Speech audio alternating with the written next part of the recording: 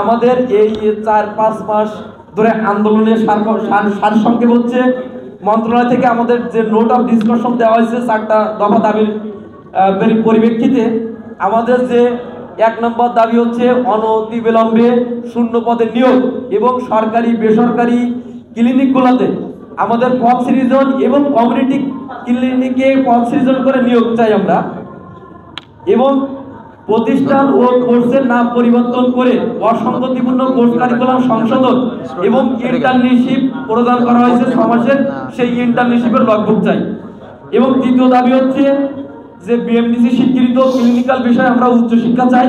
এবং চতুর্থ দাবি হচ্ছে যে প্রস্তাবিত অ্যালাইড হেলথ প্রফেশনাল বোর্ড নাম পরিবর্তন করে medical education board of Bangladesh নামে একটি নির্দিষ্ট স্বতন্ত্র বোর্ড চাই। এবং যদি না হয় তাহলে আমরা এখনো পর্যন্ত কোনো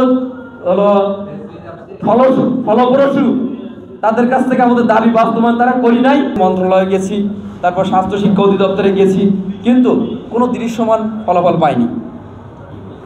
তারা আমাদের কোর্স কারিকুলামের মধ্যে 2টা জিনিস চেঞ্জ করবে, মানে ফুল কোর্স কারিকুলাম না, কোর্স কারিকুলামের ভিতরে হচ্ছে 2টা টপিকস ছোটো করে, এবং তারা একটা কমিটিও গঠন করে দিছে যে হচ্ছে এই কমিটির মাধ্যমে কোর্স কারিকুলামের মান উন্নয়ন করা হবে।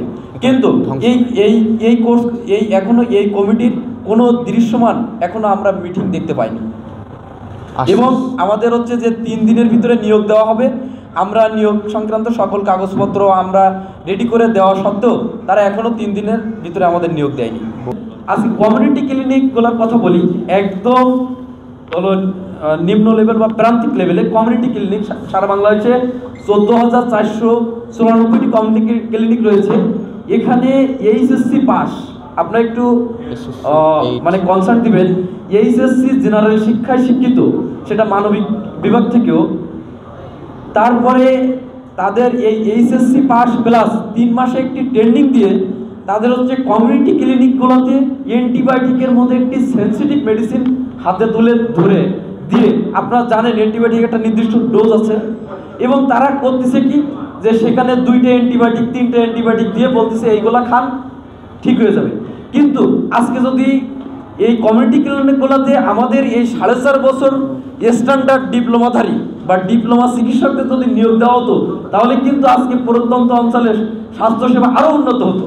দেখেন আজকে আমরা শহর ভিত্তিক যারা থাকি তাদের পিতামাতা কিন্তু আজকে সেই কমিউনিটি ক্লিনিক থেকে স্বাস্থ্যসেবা নিচ্ছে, তাহলে কিন্তু তারা হুমকি স্বরূপ এবং ঝুঁকির মধ্যে পড়ে যাচ্ছে। এবং বাংলাদেশে হলো অ্যান্টিবায়োটিক রেজিস্ট্যান্স দিন দিন হচ্ছে বেড়ে যাচ্ছে।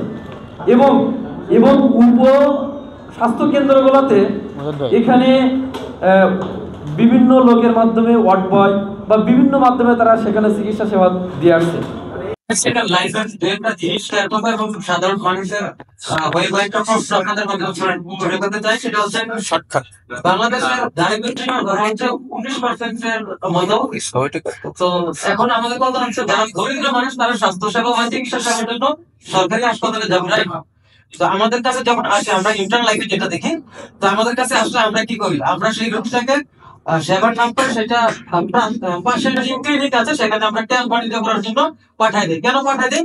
কারণ আমাদের হসপিটালগুলোতে পর্যাপ্ত মেডিকেল টেকনোলজিস্ট নাই। তো এই যে প্রমোশন করে মেডিকেল টেকনোলজিস্ট নিয়োগ দিচ্ছে না, কিন্তু সেটাকে 19% যে দারিদ্র সীমার যে পেশেন্টগুলো আছে সেখানে আপনার সরকারি হাসপাতালে সেবা না দিতে পারে, সেগুলো আমরা প্রাইভেট হোমে করে তুলতে পারি। তারপর আপনাদের প্রত্যেকটা জায়গাতে এখানে যে আমরা ডিপ্লোমা যে চিকিৎসক আছে, আমরা এখানে ইমার্জেন্সি থেকে শুরু করে আউটডোর আমরা একসাথে ডিউটি করি। এক ভাই আমাদের সাংবাদিক ভাই প্রশ্ন করেছিল, সেটা হচ্ছে আপনাদের ইউনিয়ন সাব সেন্টার গুলোতে যে আপনাদের নিয়োগ দেয়, কিন্তু এগুলো কিভাবে চলছে?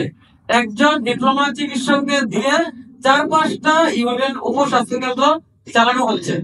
একজন ডিপ্লোমা চিকিৎসককে দিয়ে পাশাপাশি উপজেলা স্বাস্থ্য কমপ্লেক্স চালানো হচ্ছে। একজন ডিপ্লোমা চিকিৎসককে দিয়ে প্রান্তিক পর্যায়ে সেই 19% যে মানুষ আছে তাদেরকে আপাতত পেটেগাঁও মানসিক চিকিৎসা সেবা দেওয়া হচ্ছে। আপনি দেখেন স্বাস্থ্য খাতের যে মাফিয়া আছে, সেই স্বাস্থ্য খাতের মাফিয়ারা আপনারা মাঝে মধ্যে আমাদের প্রশ্ন করেন, তাহলে আপনাদের ভবিষ্যৎ কি, আপনাদের এই কারণ সৃষ্টি করেছেন? স্বাস্থ্য খাতের মাফিয়ারাই আমাদেরকে আটকে রেখেছে, আমাদের নিয়োগগুলো আটকে রেখেছে। স্বাস্থ্য খাতের যারা মাফিয়া আছে তাই আমাদের উচ্চশিক্ষার সুযোগগুলোকে আটকে রেখেছে। আসলে আমাদের যেই বর্তমান পরিস্থিতি। ম্যাথসে ভর্তি হওয়ার পরে যখন জানতে পারলাম এই ম্যাথস থেকে পড়ার পর আমাদের কোনো চাকরি নেই, আমরা যখন ম্যাথস থেকে পড়ার পর আমরা জানতে পারলাম বাংলাদেশে সকল ডিপ্লোমা হোল্ডার, আমরা কৃষি ডিপ্লোমা বলি, ইঞ্জিনিয়ারিং বলি, নার্সিং বলি, মিডওয়াইফারি বলি, সকল ডিপ্লোমা হোল্ডারদের উচ্চ শিক্ষার সুযোগ আছে। কিন্তু অত্যন্ত দুঃখের বিষয়, আমরা বাংলাদেশের মতো এমন কি জায়গায় জাতির যে শিক্ষা জাতির মেরুদণ্ড, সেই মেরুদণ্ডকে তারা ভেঙে দিচ্ছে। আমরা একমাত্র জাতি বাংলাদেশে যাদের কোনো উচ্চ শিক্ষা নেই। এই জিনিসটা আমরা যাদের কাছে জানাতে যাই, যাদের কাছে বলতে যাই, তারাই আমাদের নিয়ে দুঃখ প্রকাশ করে। আমরা একমাত্র জাতি যাদের সরকারি 16টি প্রতিষ্ঠান, বেসরকারি 200টিরও অধিক প্রতিষ্ঠান থাকা সত্ত্বেও, এতগুলো প্রতিষ্ঠান অনুমোদন থাকা সত্ত্বেও, এই সেক্টর থেকে পড়াশোনা করার পর বাংলাদেশে এতগুলা শূন্যপদ থাকার সত্ত্বেও আমরা কোনো চাকরি পাচ্ছি না। আমরা প্রাইভেট প্র্যাকটিস করতে যাওয়ার পরেও আমাদেরকে বিভিন্ন ভাবে হয়রানি করা হচ্ছে।